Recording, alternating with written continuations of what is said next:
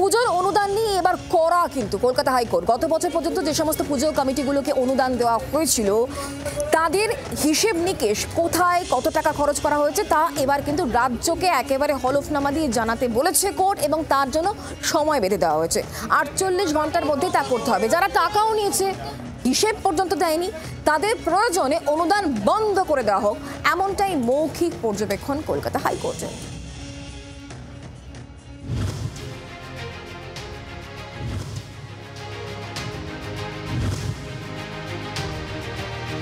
রাজ্যের দুর্গাপুজো আয়োজক ক্লাবগুলোকে সরকারি অনুদান দেওয়া নিয়ে রাজনৈতিক বিতর্ক নতুন নয়। টাকা নিয়েও ক্লাবগুলো খরচের হিসেব দিচ্ছে কিনা তা নিয়ে এবার প্রশ্ন তুলল কলকাতা হাইকোর্ট।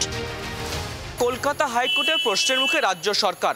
হাইকোর্টের স্পষ্ট বক্তব্য যে অনুদান নেবার পরেও যারা এখনো হিসাবপত্র দিচ্ছেন না তাদের বিষয় কিন্তু ভাবতে হবে, প্রয়োজন হলে অনুদান বন্ধ করে দিন, এমনটাই কিন্তু হুঁশিয়ারি দিয়েছে মৌখিকভাবে কলকাতা হাইকোর্টের বিচারপতি সুজয় পালের ডিভিশন বেঞ্চ। 48 ঘন্টার মধ্যে এ নিয়ে রাজ্য সরকারের কাছে হলফনামা তলব করল বিচারপতি সুজয় পাল ও বিচারপতি স্মিতা দাসদের ডিভিশন বেঞ্চ। সোমবার মামলার শুনানিতে বিচারপতিদের মৌখিক পর্যবেক্ষণ, যারা টাকা নিয়েও হিসেব দিচ্ছেন না তাদের ব্যাপারে ভাবতে হবে। হাইকোর্টের ডিভিশন বেঞ্চের নির্দেশ, গত বছর পর্যন্ত কতগুলো ক্লাব হিসেব দিয়েছে, কারা হিসেব দেয়নি তা হলফনামা দিয়ে রাজ্যকে জানাতে হবে। যদিও কোনো ক্লাব হিসেব না দিয়ে থাকে সেক্ষেত্রে কি ব্যবস্থা নেওয়া হয়েছে তাও হলফনামায় জানাতে হবে। বিচারপতি সুজয় পাল ও বিচারপতি স্মিতা দাসদের ডিভিশন বেঞ্চের বক্তব্য, আগের যাবতীয় নির্দেশে ক্লাবগুলোকে হিসেব দেওয়ার ব্যাপারটি নিশ্চিত করতে বলা হয়েছিল। রাজ্যের অ্যাডভোকেট জেনারেল দাবি করেন অনুদান দেওয়ায় আদালত আপত্তি করেনি, তাই পুজোর পর মামলার শুনানি হোক। অ্যাডভোকেট জেনারেলের দাবিতে আপত্তি জানিয়ে বিচারপতি সুজয় পাল প্রশ্ন তোলেন, পুজোর পরে আর এই মামলার গুরুত্ব কি?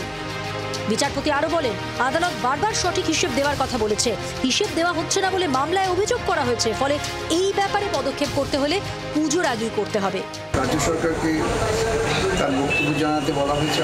যে সমস্ত ক্লাবটা তারা সরকারি টাকা অনুদান, এটা তো দিদিমণি ঘরের টাকা না, তার তো হিসেব টিসেব দরকার, সেই হিসেব কোথায়?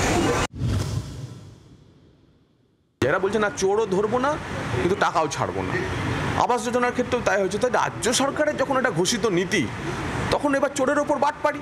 সেই রাজ্য সরকারের থেকে যারা টাকা নিচ্ছে তারা কেন হিসেব দেবে? বাম বিজেপি চিনে রাখুন, সিপিএম বিজেপি হিন্দু হিন্দু সনাতনী কোর্টে গেছে পুজোর টাকা বন্ধ করতে। পাড়ায় ঢুকতে দেবেন কিনা, পুজো কমিটির কাছাকাছি আসতে দেবেন কিনা। প্রত্যেক বছর দুর্গাপুজো আয়োজক ক্লাবগুলোকে আর্থিক অনুদান দেয় রাজ্য সরকার। চলতি বছর পুজোয় 1,10,000 টাকা করে ক্লাবগুলোকে অনুদান দেওয়ার কথা ঘোষণা করেছেন মুখ্যমন্ত্রী মমতা বন্দ্যোপাধ্যায়। বিদ্যুতের বিলে ছাড়ের ঘোষণাও করা হয়েছে। এ নিয়ে সৌরভ দত্ত নামে এক ব্যক্তি হাইকোর্টে জনস্বার্থ মামলা দায়ের করেছেন। সেই মামলার শুনানিতেই দুর্গাপুজো আয়োজক ক্লাবগুলো অনুদান নিয়ে হিসেব দিচ্ছেন কিনা সেই প্রশ্ন তুলল আদালত। বুধবার মামলার পরবর্তী শুনানি। অর্ণবাংশু নিয়োগীর রিপোর্ট, জি 24 ঘন্টা। বাংলার আওয়াজ, বাঙালির আবেগ, জি 24 ঘন্টা।